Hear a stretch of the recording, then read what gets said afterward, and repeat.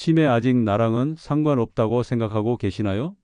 하지만 여러분이 지금 이 순간에도 하고 계신 그 생활 습관이 이미 조용히 치매의 씨앗을 키우고 있을 수 있어요. 오늘 영상 끝까지 보시면 치매의 진짜 원인과 예방법을 확실하게 알게 되실 거예요. 자, 결론부터 바로 말씀드릴게요. 치매의 진짜 원인은 바로 혈관 건강이었어요.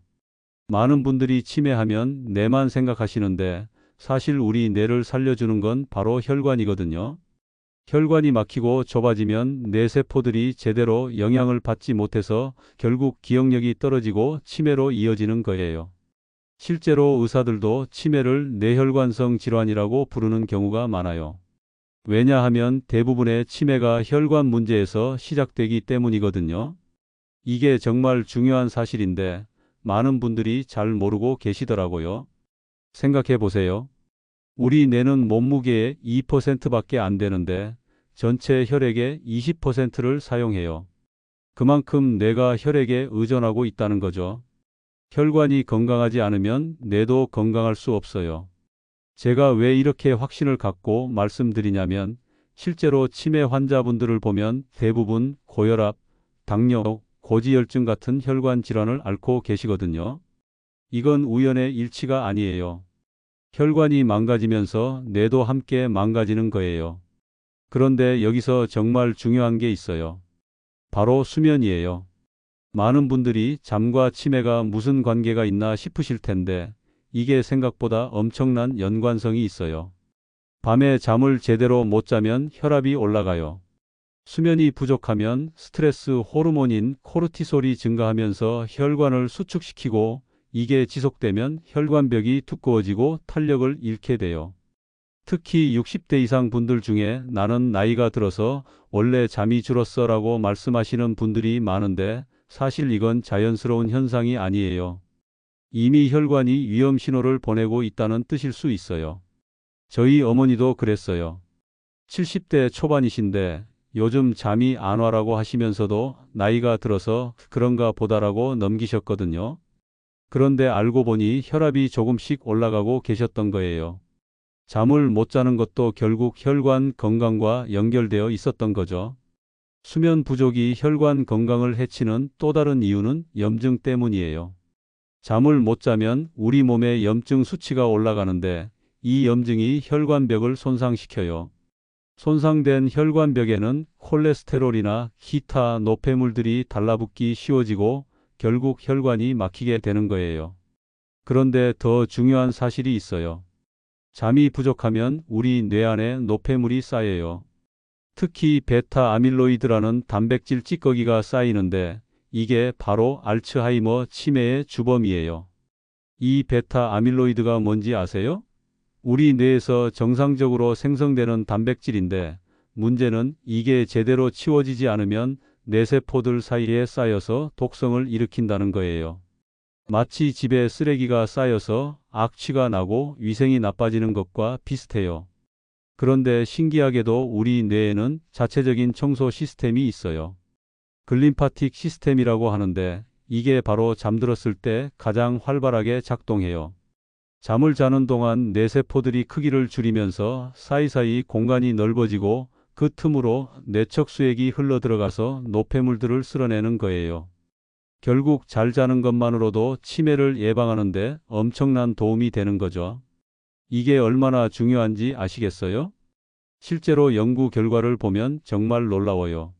하루에 6시간 미만으로 자는 사람들은 7-8시간 자는 사람들보다 치매 발병 위험이 30% 이상 높다고 해요.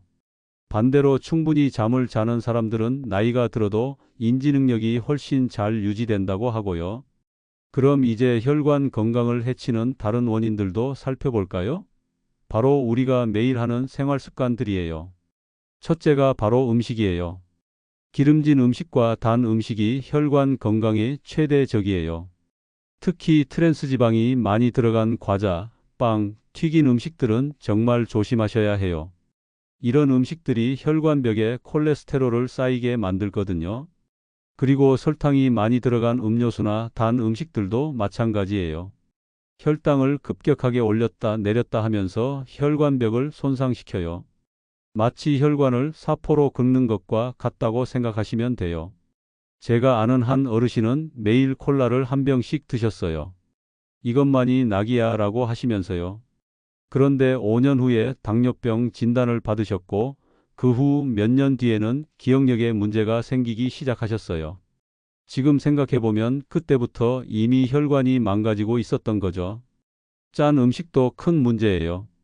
나트륨을 너무 많이 섭취하면 혈압이 올라가고 이게 지속되면 혈관벽이 두꺼워지고 탄력을 잃게 돼요. 특히 우리나라 어르신들이 좋아하시는 젓갈류, 장아찌, 라면 같은 음식들이 나트륨 함량이 정말 높거든요. 둘째는 운동 부족이에요. 많은 분들이 나이가 들어서 몸이 힘들다라고 하시면서 운동을 안 하시는데 사실 이게 악순환이에요.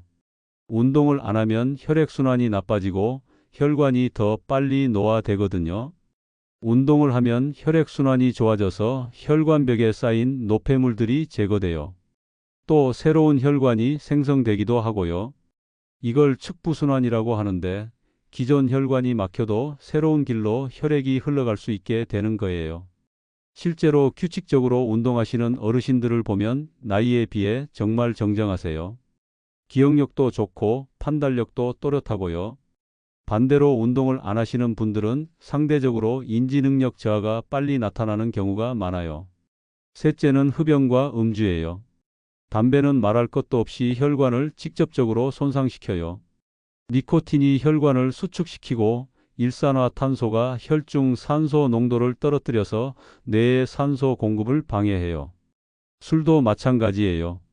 많은 분들이 소주 한 잔 정도는 괜찮지라고 생각하시는데 사실 알코올은 뇌세포에 직접적인 독성을 가하는 물질이에요. 특히 만성적인 음주는 뇌 부피를 감소시키고 기억력을 떨어뜨려요. 제가 본 케이스 중에 매일 소주 한 병씩 드시던 분이 계셨는데 처음에는 술 좀 마시는 게 뭐 어때라고 하시더니 몇 년 후에는 같은 이야기를 반복하시고 길을 잃으시는 일이 생기기 시작했어요. 하지만 걱정하지 마세요. 혈관 건강을 지키는 방법은 의외로 간단해요. 복잡한 것도 아니고 돈이 많이 드는 것도 아니에요.